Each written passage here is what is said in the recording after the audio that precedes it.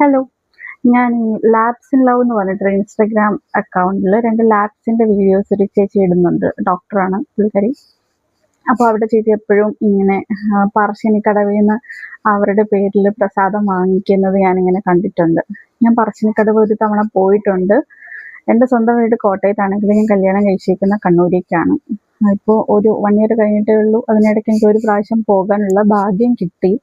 അങ്ങനെ ഞാൻ പോയിട്ടുണ്ട്. അപ്പോൾ തൊട്ട് എനിക്ക് അപ്പോഴല്ല, ഞാൻ യുവക്കുട്ടനെ വാങ്ങിക്കുമ്പോൾ തൊട്ടുള്ള എൻ്റെ ആഗ്രഹമായിരുന്നു യുവക്കുട്ടനെ കൊണ്ടുപോകണം പറശ്ശിനിക്കടവിൽ നിന്നുള്ളത്. അത് ഇതുവരെ സാധിച്ചില്ല. അപ്പോൾ ജനുവരിയിൽ ഞാൻ വീട്ടിൽ വരുന്ന സമയത്ത് യുവക്കുട്ടന് കണ്ണിനൊരു ചെറിയൊരു പ്രശ്നം ഉണ്ടായിരുന്നു. അവൾക്ക് ശരിക്കും ഒരു കണ്ണ് തുറക്കാൻ പറ്റാത്ത ഒരു ബുദ്ധിമുട്ട് കണ്ടു. അപ്പം ഞാനിങ്ങനെ പറശ്ശിനിക്കടവിൻ്റെ പേജിൽ കയറി നോക്കിയിട്ട് അവളുടെ പേരിൽ വഴിപാട് കഴിപ്പിച്ചു. അത് പക്ഷെ ശരിയായോ എന്തായെന്ന് എനിക്ക് പ്രത്യേകിച്ച് അതിൻ്റെ ഒരു അപ്ഡേറ്റ്സും കിട്ടിയിട്ടില്ലായിരുന്നു. പക്ഷെ ഇന്ന് രാവിലെ എനിക്ക് പോസ്റ്റ് ഓഫീസിൽ നിന്ന് ഒരു കോൾ വന്നു. നമ്മുടെ വീട്ടുപേര് പറഞ്ഞിട്ട് ഇവയുടെ വീടല്ലേ എന്ന് ചോദിച്ചിട്ട്. അപ്പോൾ ഇപ്പം ഇങ്ങോട്ടേക്ക് എന്ത് പാഴ്സൽ വന്നാലും പോസ്റ്റ് ഓഫീസിൽ നിന്നായിക്കോട്ടെ എവിടെ നിന്നായാലും ആദ്യം ചോദിക്കുന്നത് ഒന്നെങ്കിൽ ഇവളുടെ പേര് അറിയായിരിക്കും, അല്ലെങ്കിൽ ചോദിക്കുക ബീഗിളുള്ള വീടല്ലേ. ഇവളുടെ പേരിലാണ് മൊത്തത്തിൽ നമ്മളിപ്പോൾ അറിയപ്പെടുന്നത്.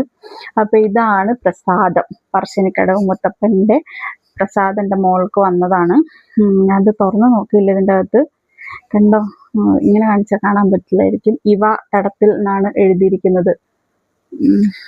ഓക്കെ, അപ്പം എൻ്റെ ഇവയുടെ അഡ്രസ്സിൽ ഇങ്ങോട്ടേക്കൊരു പോസ്റ്റ് വന്നിരിക്കുകയാണ്. I so happy. ഞാൻ തുറന്നു നോക്കിയില്ല, എനിക്ക് തന്നെ ഇത് തുറക്കാനും പറ്റില്ല, അതിൽ ഹെൽപ്പ് വേണം. സോ ഞാനിത് എൻ്റെ ഇവക്കൂട്ടിന് കൊടുക്കട്ടെ.